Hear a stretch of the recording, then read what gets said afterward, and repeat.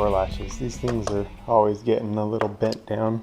This one won't catch, of course. All you got to do is kind of pick this part up and bend it back down. Usually that's enough to get it to hook. There we go. Just a small adjustment.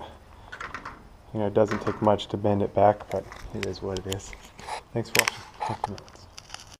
And you just don't want to bend these too much. It's very easy for them to get work hardened and actually break off. And in that instance, you'd have to replace the little latch. Not too big a deal, but just thought you should know that. So less is more when you go to adjust it, just moving it over and get it to latch. Good to go. One other part I should mention of adjusting these is if you loosen the screw, you can slide the latch piece up or down a little bit. It has a slotted set portion so that you can raise or lower the latch, and just adjusting that a little bit can help you to line it up just right so that everything latches nice and firm and strong.